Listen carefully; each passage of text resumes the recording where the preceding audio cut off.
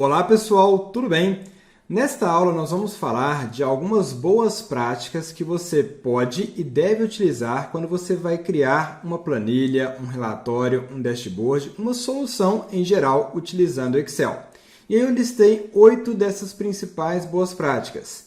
A primeira delas é o planejamento e a estruturação. Isto é você entender o propósito da sua planilha, o porquê de estar criando aquilo, e depois a gente começa a ir para situações mais técnicas, né? Nomenclatura, formatação, organização lógica dos seus dados, funções, tratamento de dados, a orientação para o usuário através de comentários ou mesmo documentação e também a parte de testes. Neste vídeo de hoje, será para mostrar para vocês situações como essas, aplicadas em planilhas já prontas. Então, vou puxar aqui para dentro da minha tela uma planilha que já tem situações como essa aplicada, para que a gente possa observar como isso foi feito.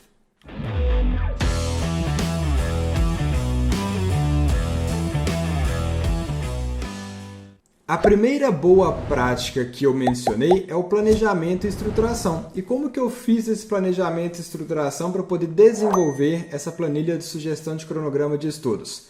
Primeiro eu entendi quais as informações eu queria que constassem nessa planilha.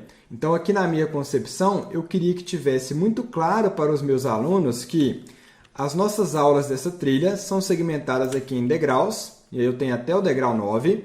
Eu tenho a descrição de cada uma dessas aulas. Eu tenho também uma data de sugestão de estudos, de acordo com a data que o aluno decidiu começar, que foi indicada aqui em cima. Eu tenho também uma coluna chamada Dia de Estudo, que é para agrupar dentro de um mesmo dia quais serão os conteúdos a serem estudados. E eu pensei também que seria interessante para este aluno identificar em qual momento ele está em relação àquele conteúdo. E são 3 momentos possíveis aqui na minha concepção inicial, que eram concluído, ou seja, ele já finalizou aquele conteúdo. Em andamento é o conteúdo que ele está visualizando, estudando naquele dia. E também o pendente, que serão conteúdos que ele verá na sequência, ou seja, após o conteúdo que está em andamento. Então, quando eu pensei nessa planilha, inicialmente eu tentei imaginar o que seria interessante constar neste arquivo. Você vai ter as respostas sempre de primeira, isto é, você vai fazer e não vai precisar ajustar nada? Não, muito pelo contrário. É normal que você vá fazendo ajustes progressivos, tá? E aqui eu te mostrei isso numa planilha bem simples. Mas se eu tivesse, por exemplo, com esta outra planilha, que é uma planilha de controle financeiro, com muito mais recursos, onde eu tenho desde meu orçamento anual até o lançamento mensal em todos os meses aqui do ano, para que ao final eu tenha acesso a um dashboard que mostre um compilado de receitas, despesas e investimentos. Aqui é um planejamento muito mais complexo. Foi uma planilha que demorou horas e horas e horas para desenvolver e o tempo inteiro eu ainda começo a pensar em situações novas, tá? Então é importante que você defina primeiro qual é o objetivo da planilha, do dashboard, do projeto que você está desenvolvendo. Se é uma planilha que você está fazendo para uso próprio, é mais fácil até você ter essa percepção lá do final, do objetivo final. Porém, se for uma planilha que você está fazendo para o seu time, para a sua equipe, para a sua empresa, é importante que você converse com as pessoas para que você entenda aonde quer chegar. Mas a primeira etapa importante é planejar aquilo que você quer desenvolver. E esse esboço ele vai sendo ali incrementado progressivamente. Um segundo ponto importante que eu destaquei no começo desse vídeo é a nomenclatura consistente. Nomenclatura, seja ela das suas colunas, ou seja, aquilo que está identificando os dados que estão contidos naquela coluna, sejam elas também nomenclaturas consistentes das suas planilhas em si. Então, se eu estou fazendo lançamentos mensais, é importante que as minhas planilhas tenham nomes condizentes.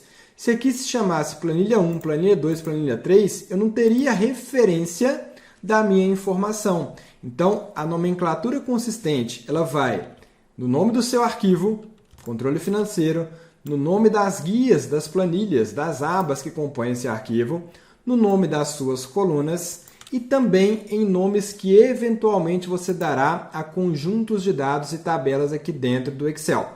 Por exemplo, essa tabelinha aqui de janeiro, quando eu estou com ela selecionada e clico em Design da tabela, ela tem um nome que se chama Jan_Lançamento. Então, o segundo ponto-chave, nomenclaturas consistentes. Um terceiro ponto-chave importante é a formatação das suas células, a formatação das suas planilhas. Vou pegar até um outro arquivo aqui. Aqui eu tenho, por exemplo, um dashboard. E toda a estrutura desse dashboard ela foi pensada para que visualmente ele se transformasse em um projeto, um dashboard interessante. Desde as situações das bases de dados, isto é, do seu conjunto de dados, até a construção do dashboard. Aqui eu tenho uma tabelinha estruturada e ela está ali com os meus cabeçalhos destacados. Isso é importante em relação aos dados. Ele tem aqui uma cor diferente. Depois, o meu conjunto de dados está aqui também com uma formatação adequada, sobretudo quando você tem grandes volumes de dados. Essa separação de cor colorida, cor branca, né? Cor sim, cor não, ela é interessante para que você possa visualizar de maneira mais clara os seus dados. Se fosse tudo da mesma cor, acaba gerando uma dificuldade maior. Então é importante perceber situações interessantes de formatação. Essas situações vão desde as cores. Então, uma dica importante. Se o fundo, ou seja, se o preenchimento da célula for uma cor forte, coloque a fonte uma cor mais clara. Se o preenchimento da célula for uma cor mais clara, a fonte em geral preta funciona melhor. Mas seria muito ruim se essa linha, por exemplo, do cabeçalho tivesse uma formatação como esta daqui, onde eu tenho ali um vermelhão e eu tenho uma fonte preta. Fica mais difícil de enxergar. Então, é importante se preocupar com os detalhes. Outro detalhe importante, observe que essa planilha está com um aspecto bem limpo, porque ela não tem, por exemplo, linhas de grade aparecendo aqui o tempo inteiro. Então, quando eu venho aqui em exibir, as linhas de grade estão ocultas. Se eu volto às linhas de grade, começa a aparecer coisas na minha planilha que eu não gostaria de ver. Então, retirar as linhas de grade também é uma situação interessante que acaba deixando a sua planilha mais limpa, ok? Voltei aqui os meus cabeçalhos para ficar de uma maneira mais interessante. Então, preocupar com o visual, com a estruturação das suas planilhas faz total diferença. Essas boas práticas que eu estou mencionando aqui, inclusive, eu vou colocar num PDF com a descrição resumida delas para que você tenha também essa referência. Então, o terceiro ponto importante é se preocupar com a formatação das suas células, da sua planilha. O quarto ponto bem importante, eu vou mostrar inclusive nessa própria planilha, é preocupar com a organização lógica. Então, quando eu cliquei aqui, por exemplo, em relatório, eu tenho uma tabelinha que tem uma organização lógica, isto é, eu tenho uma determinada coluna que tem aqui a data da nota fiscal. E nessa coluna eu só tenho informações de data. O tipo de dado que está presente nessa coluna dessa tabela é um tipo de informação de data. Depois eu tenho um tipo de informação de mês, eu tenho aqui informações de texto, né, que são os grupos de produtos, eu tenho informações monetárias, eu tenho preço unitário. Então, a organização lógica da sua planilha é importante. Aqui eu estou mostrando uma organização lógica em cima de uma base de dados, em que uma coluna vai representar, em geral, um único tipo de dado. Mas você também terá organizações lógicas diferentes quando você compor outros tipos de projetos, outros tipos de planilha. Por exemplo, para contextualizar, dá uma olhadinha aqui. Eu tenho a mesma lógica de uma tabela de dados aqui na parte de janeiro, fevereiro, etc. Só que acima eu tenho um mini dashboard. E mais acima desse mini dashboard eu tenho um menu. Teria sentido esse menu ficar lá na parte inferior, este mini dashboard ficar aqui numa posição que eu não visualizo de forma fácil e prática? Não teria muito sentido. Eu teria dificuldade na localização dessas informações. Então é importante você pensar na organização, seja do seu conjunto de dados, seja do seu projeto como um todo, independente se ele não é uma base de dados unificada, se ele é uma planilha, por exemplo, como essa que eu estou mostrando, que tem várias partes interrelacionadas. Mas a dica aqui é, preocupe-se com a organização lógica da sua tabela, da sua planilha, do seu projeto. A quinta dica, a quinta boa prática é utilize fórmulas e recursos adequados ao propósito. Excel é uma maravilha. Quanto mais você conhece, mais possibilidades você tem. Talvez uma função que você viu a aplicação aqui numa aula num determinado momento, você ainda não tenha a percepção de que aquilo pode ser útil. De repente, você vê uma outra função e pensa, opa, dá para unificar essas duas coisas e gerar uma situação mais interessante. E aí, por que eu trouxe essa boa prática? O Excel ganha atualizações o tempo inteiro.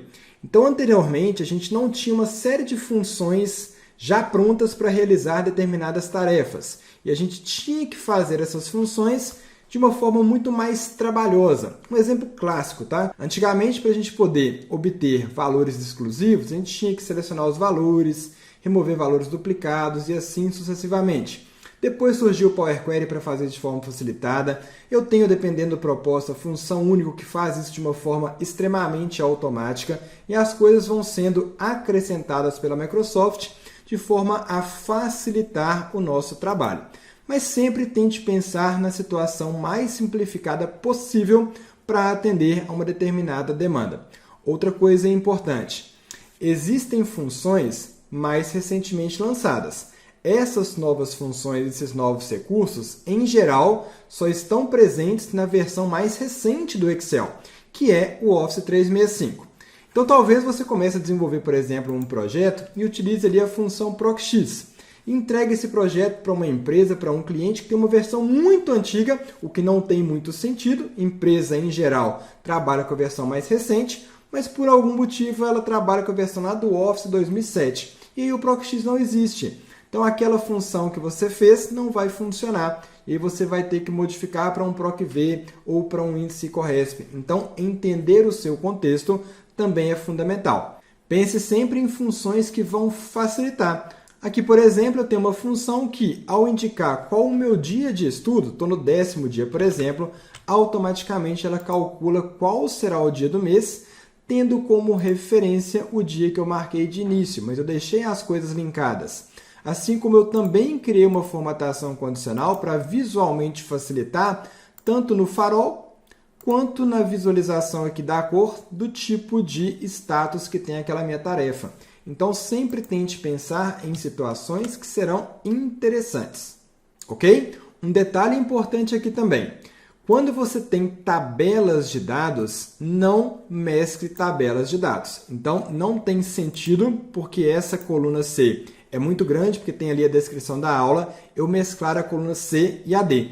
Isso vai me trazer diversos problemas de análise.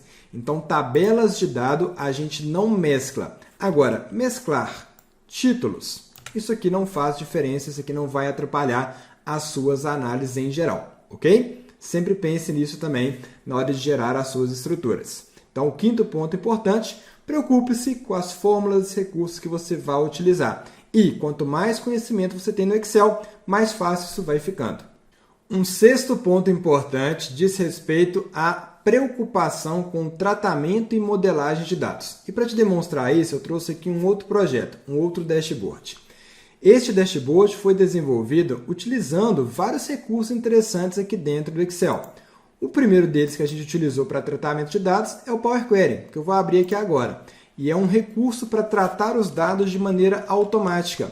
E o que é tratar dados? É você, por exemplo, padronizar, se a nomenclatura vai estar ali toda em maiúscula ou toda em minúscula, é padronizar o tipo de dado, é corrigir excessos de espaços, dentre outras situações. O tratamento de dados é o que vai dar consistência para você gerar análises e gerar relatórios, projetos, dashboards como este que você está vendo aqui na tela. Se eu tivesse, eventualmente, lá na minha estrutura, dados não tratados, por exemplo, está todo mundo aqui no estado de entrega indicado com uma sigla. E, de repente, eu escrevi o nome por extenso em algumas das linhas que compõem essa base de dados. Isso vai me dar problemas. Então, o processo de tratar os dados, organizar os dados é fundamental.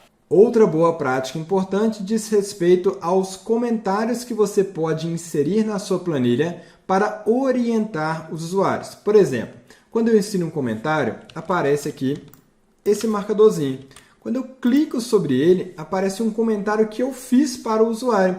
E este comentário está da seguinte maneira: preencha os lançamentos, linha após linha, sempre da esquerda para a direita. A descrição e a forma de pagamento são opcionais. Então, eu dei uma instrução clara para ele.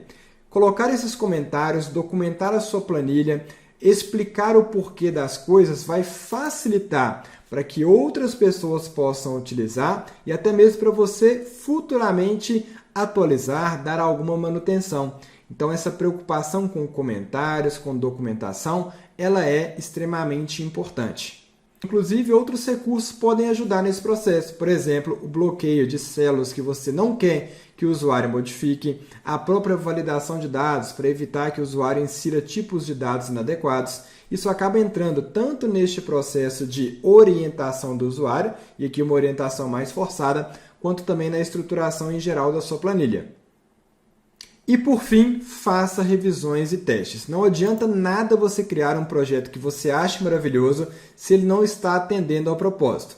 Não adianta, por exemplo, eu ter criado este dashboard aqui que me traz várias informações que, na minha percepção, são importantes, se o utilizador final deste dashboard me perguntar alguma coisa que não está contida aqui.